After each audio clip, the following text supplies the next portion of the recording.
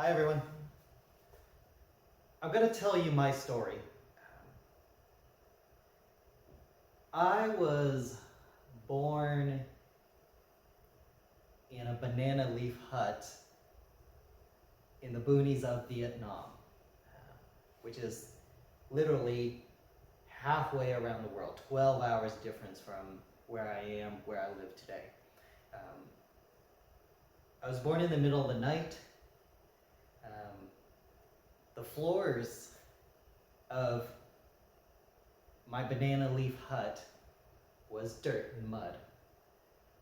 I was born in a third world country, or nowadays we call it a developing country. So I started with pretty much absolutely nothing.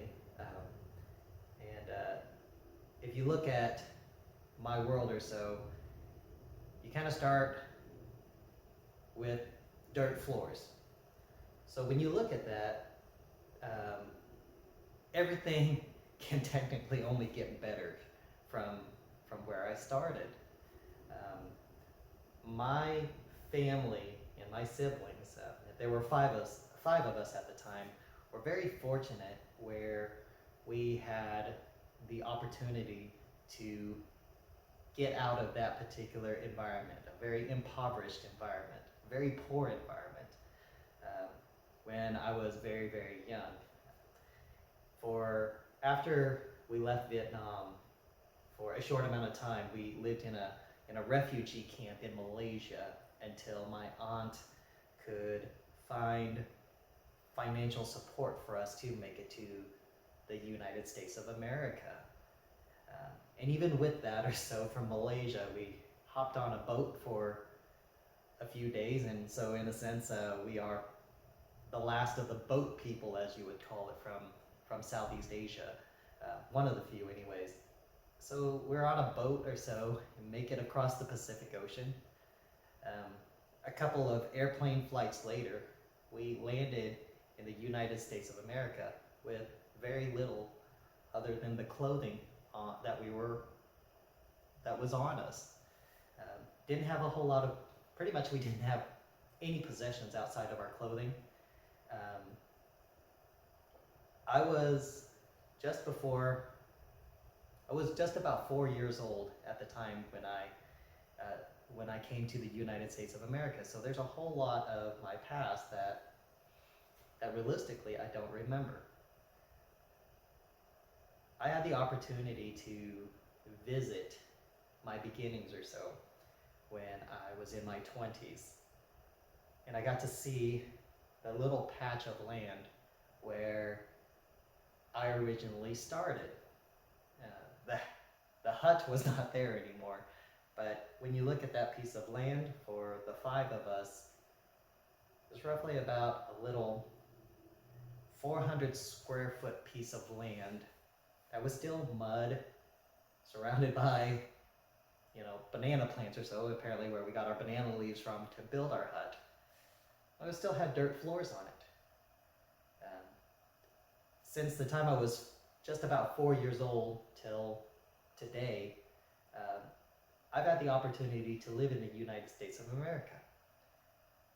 My aunt or so took us in and gave us our first beginnings, gave us the opportunity to kind of get acclimated to America. And subsequently, my mom and dad, who pretty much the most of their time here, they were blue-collar workers. So we started at the very low end of the working class here. Subsequently, they worked very, very hard so that we can have a good education, the necessities to begin creating our own success stories. So all of us, all my siblings or so, we all have our own success stories. Mine, once again, is just mine alone. So I always tell people my story is going to be a little bit different than theirs. But long story short is I had the opportunity for a good education. I was able to get a college degree, and in 2005, I officially became a registered nurse. So why did I choose healthcare? One of the reasons why I chose healthcare is because, first off, I really liked to help people. I guess it was a part of me to always want to help others. So I became a nurse, and it kind of fits, and I'm very, very happy in that part of my world. When I walk into the hospital, when I walk into my facility, when I walk into my department, I get to do the one thing that I enjoy doing, is helping people. And part of it comes to my appreciation of how others have helped me. So it's a giving back. Because of how fortunate my family and I were compared to where we could have been if we were to stay in Vietnam, my family would have probably had some issues with persecution. There's a good chance that I would still live in a very impoverished life, not had a good education, and maybe not had the ability to be a positive impact on society as well too. So fast forward to today. I became a nurse, and I enjoy helping people because when I look back at the circumstances of my life, I realize that because of the people who made America what it is the reason why I have the great life I do today. So the people who lay in that bed, and I have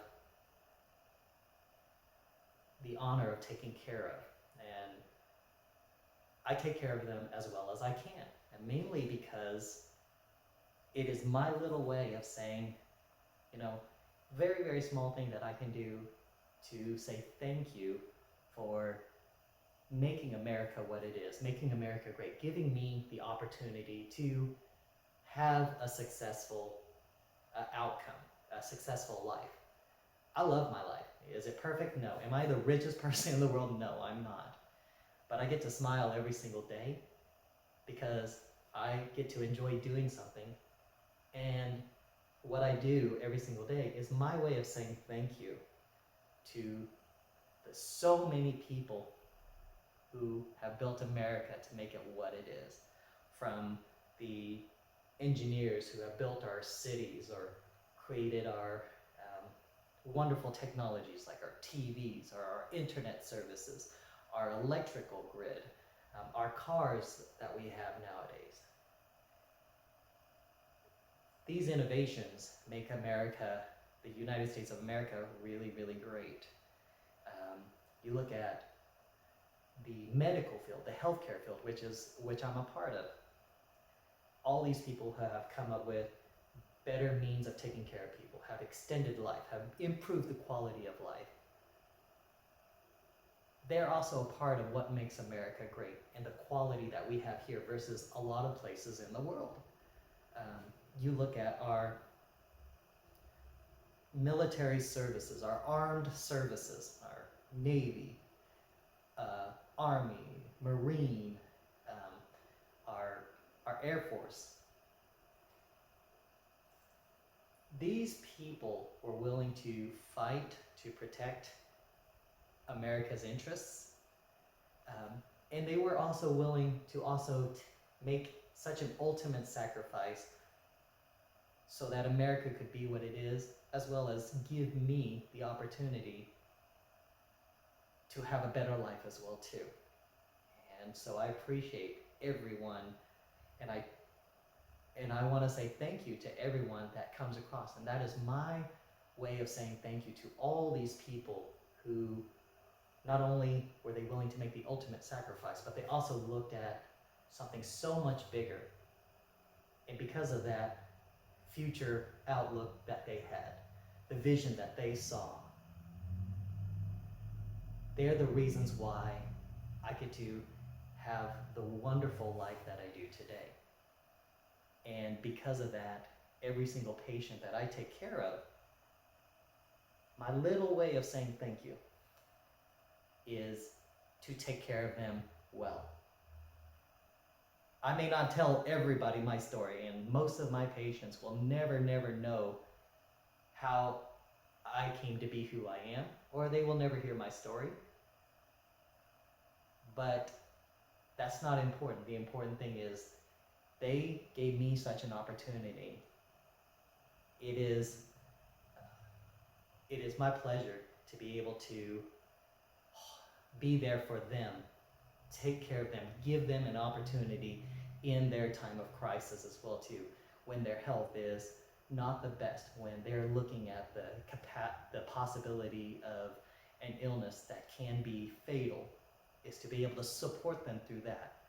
Just as they have supported to give me a better life, I can support them having a second chance at enjoying their life, having a quality of life for them as well. So that's my way of saying thank you to them. My way of also giving back to them.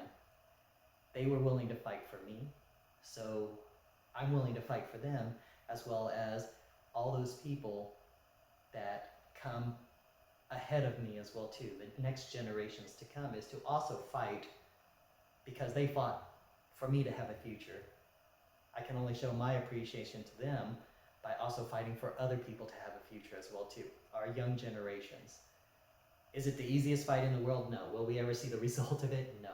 But what could be better than to have that opportunity to value and cherish the great things that I have, and also at the same time have the opportunity to thank the people who made those moments possible for me, who made my future possible for me.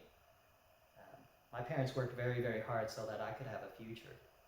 So, and all those people that lay in one of the beds that I may be responsible for, I will make sure that under all circumstances that they are taken care of well, and that they have the best chance of their quality of their life as well too. So that is my story. Thank you for listening.